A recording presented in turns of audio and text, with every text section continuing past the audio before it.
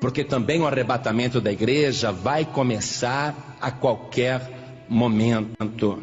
Uma das coisas que nos mostram que o arrebatamento está prestes a acontecer, fora todos aqueles sinais que o Senhor Jesus falou, né?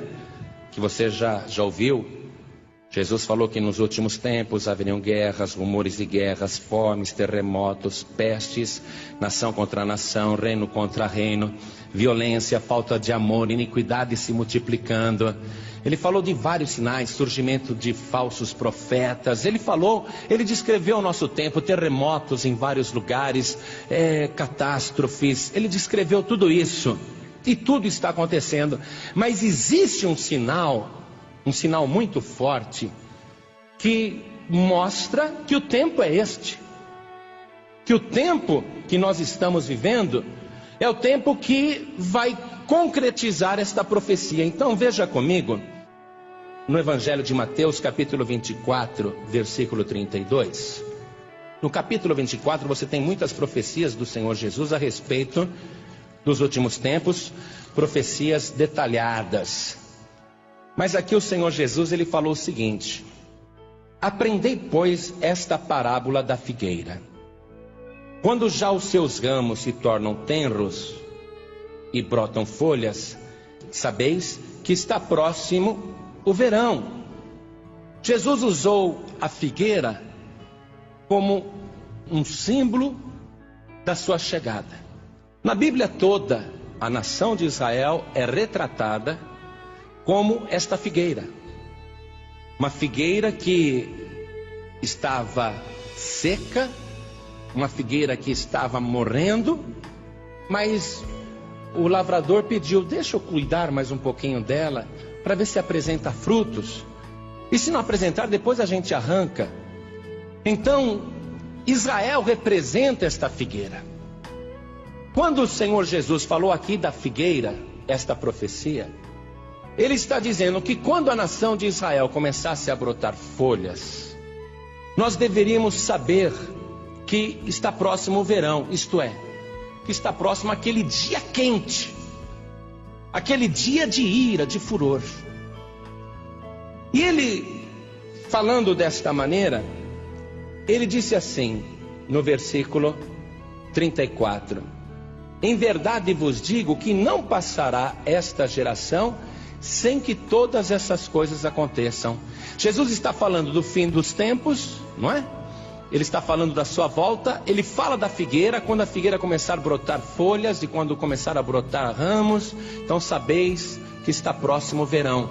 Então, quando que a figueira que estava seca, aparentemente morta mesmo, porque Israel é um país milenar, porém num período da sua história, depois que eles rejeitaram Jesus, depois que Jerusalém foi destruída no ano 70 da nossa era, este povo foi disperso no mundo inteiro.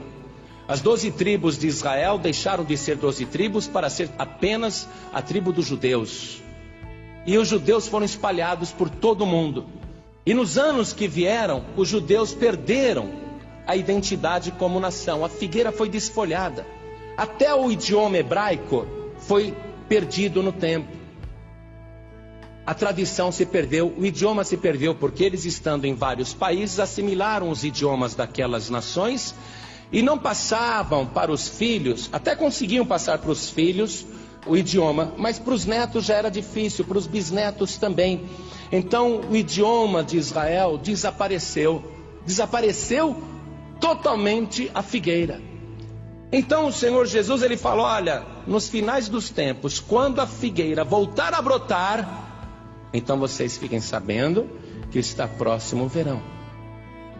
Israel como nação voltou a existir em 1948. E a primeira família de judeus que foi lá para as ruínas da Terra Santa, para aquele deserto, lá era um deserto muito grande, eles resolveram ressuscitar o idioma hebraico. E em casa só falavam hebraico com os filhos, para que os filhos voltassem a aprender o idioma dos antepassados. E os que iam para Israel, iam com esta finalidade de restaurar a figueira, de fazer brotar a figueira. E isso aconteceu em 1948, quando as Nações Unidas, para resolver o problema daquela guerra no Oriente Médio, decretou, com um voto inclusive de um brasileiro, Oswaldo Aranha, que Israel voltava a ser nação. Então a figueira voltou a brotar em 1948. E o Senhor Jesus disse assim: olha, em verdade vos digo que não passará esta geração sem que todas essas coisas aconteçam. Que geração?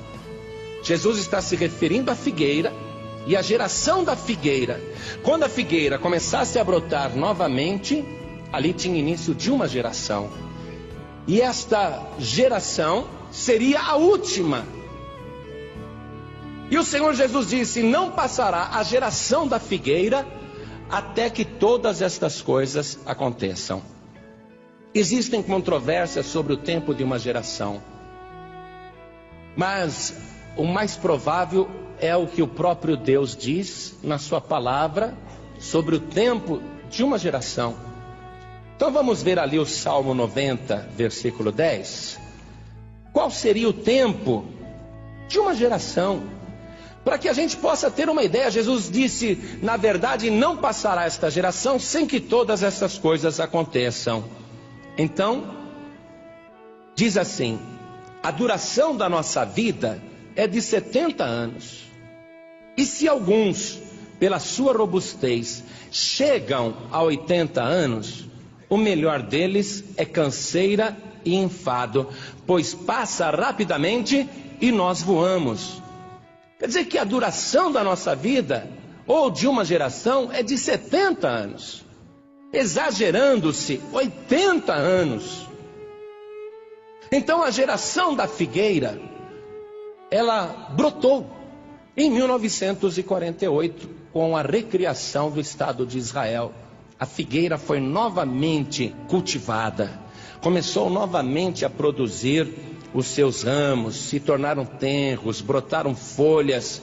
E Jesus disse: quando isto acontecer, olha aqui, ó, ele fala assim, no versículo 33, igualmente, quando virdes todas essas coisas, sabei que ele está próximo às portas. Se não vai passar a geração da figueira sem que todas essas coisas aconteçam, quer dizer que não precisa necessariamente se cumprir 70 anos depois que a figueira começou a brotar, ou 80 anos depois que a figueira começou a produzir ramos ou folhas. Porque Jesus disse: não passará esta geração sem que estas coisas aconteçam. Quer dizer que não vai se esperar final de 70 ou 80 anos. E a palavra do Senhor Jesus foi enfática. Ele falou: olha, igualmente, quer dizer, do mesmo modo. Quando vocês virem isso, vai acontecer igual com a terra, vai acontecer igual com a igreja.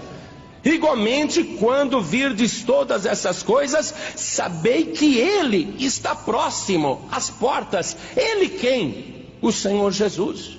Ele quem? Também o anticristo. Dois personagens estão sendo aguardados. Os judeus crucificaram o Senhor Jesus e o recusaram como Messias. Jesus disse: eu vim em nome do Pai, vocês não me receberam, mas outro virá em seu próprio nome, e a esse vocês receberão.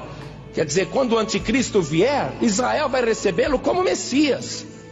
Então este também é o tempo em que o anticristo está para chegar na terra, e também é o tempo em que ele está próximo às portas. Igreja, Jesus afirmou para nossa fé, para nossa segurança. Ele falou: prestem atenção.